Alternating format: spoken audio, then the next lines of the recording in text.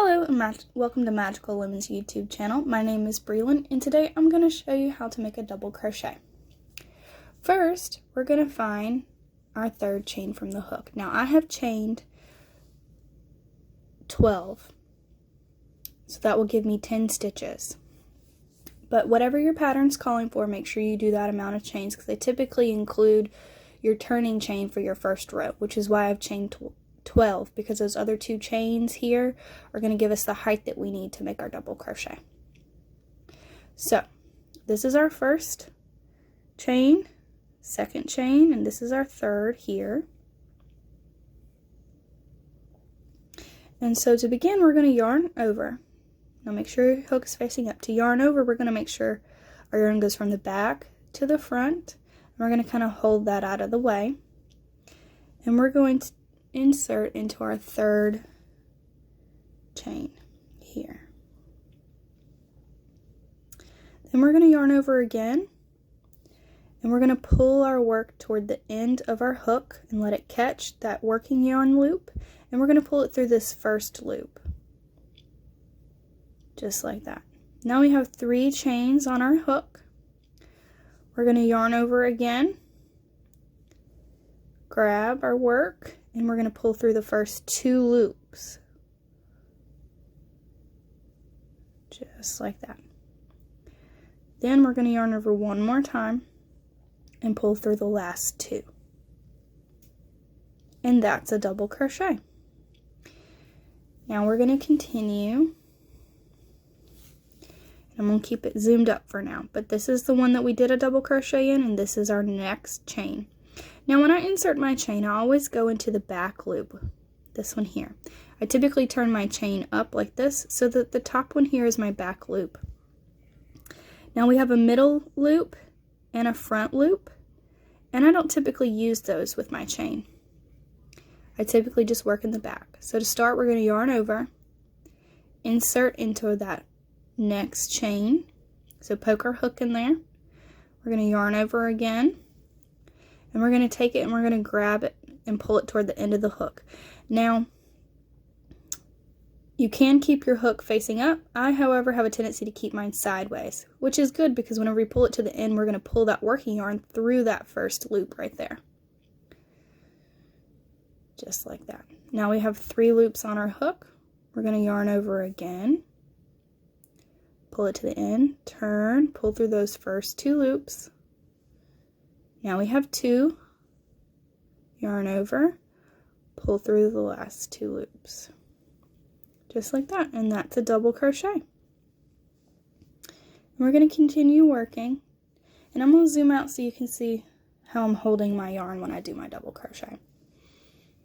Now when I typically yarn over, I typically hold it with my pointer finger and my middle finger on my right hand, and that's to keep this loop pulled against the hook.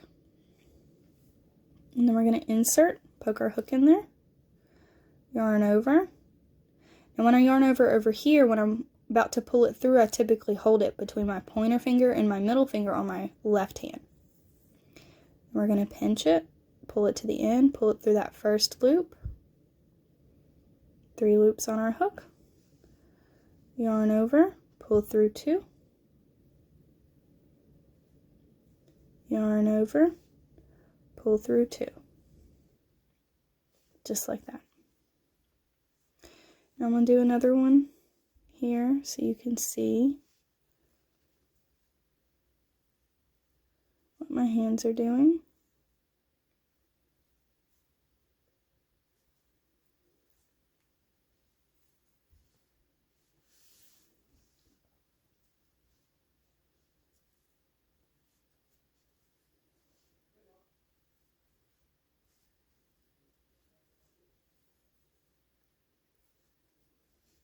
Alright, now I'm going to zoom it back in so you can see closer.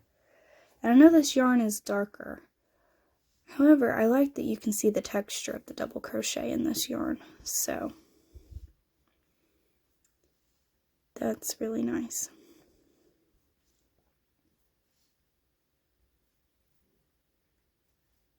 We're just going to keep going till we get to the end of the row. and then I will show you what we do next, how we go the other direction. Now I typically hold my yarn overs and my stitches from moving with my pointer finger so that they don't go anywhere. This keeps me from having to do so much with my wrist. I try to use my fingers.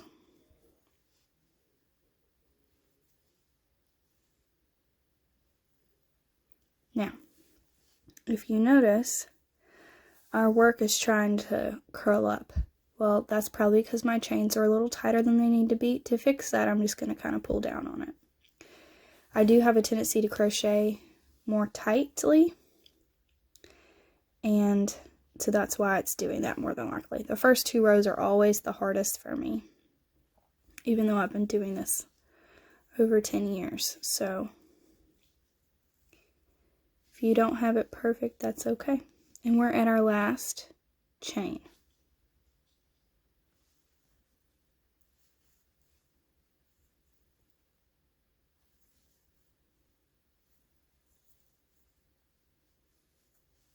Alright, now, you see this little knob down here? That's our slip knot. That's known as chain, so we're going to leave him alone. We're going to chain 2, and we're going to turn our work. Now, I always chain before I turn. I feel like it gives me a cleaner edge. However, it's just a personal choice. So, if you want to turn first and then chain, that's fine, but I always chain first. Now, now that we've done some stitches, we have 2 loops. So you have your front and your back. The front one is the closest to you, and the one far away is the back one. And then you have this little hole.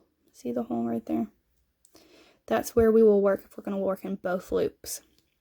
Typically, if your crochet pattern doesn't say which one to work in, the front or the back, you will work in both.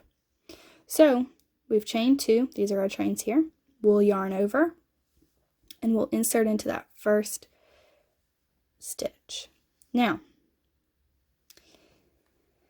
let's go ahead and do this one. So, yarn over, pull up a loop, yarn over, pull through 2, yarn over, pull through 2. Now, if our chain that we did over here counted as our first stitch, we wouldn't do one here where we just did one. We'd skip it and do it in this next one. However, we're just making a swatch, so we won't let our chains count as a stitch. However, make sure you pay attention to what your pattern says. Let's get some more slack in our yarn. Alright, and we're going to go to the end of the row. Make sure you find your next stitch. Yarn over, pull up a loop. We have 3 loops on our hook. Yarn over, pull through 2. Yarn over, pull through 2. Alright, now I'm going to zoom back out so you can see what I'm doing with the rest of my hands, the rest of my fingers and how they're working.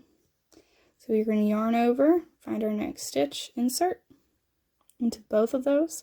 Now, although they both have, they do have 2 loops, they're counted as 1 loop on our hook because it's 1 stitch. Yarn over, draw up a loop, 3 loops, yarn over, pull through 2, yarn over, pull through 2. We're just going to go to the end of the row. I'm going to pick up the speed a little bit, but make sure I go slow enough that you can see what I'm doing.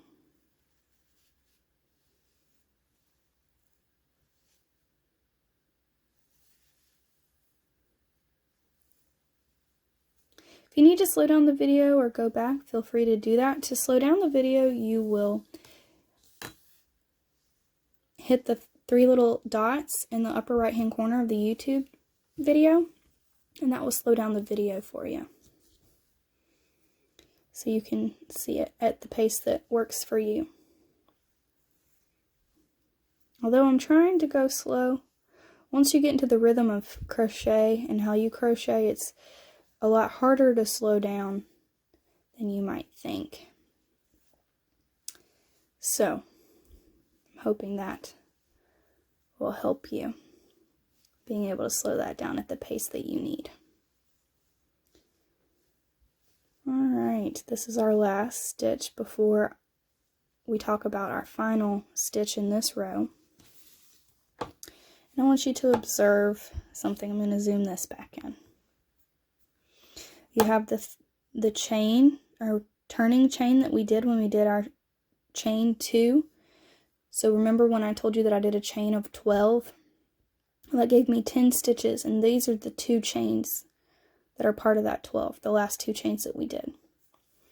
And then this is our last stitch, right here with the 2 loops. The rule of thumb is if there's not 2 loops, then it's not a stitch. So we're going to work our double crochet into that stitch, as we have been. And then we're going to chain 2, 1, 2, and we're going to turn our work. And that gives us a nice clean edge. Alright, well, I appreciate you watching. Please like and subscribe and leave me some feedback in the comments. Again, my name is Breland, and I hope you have a magical day.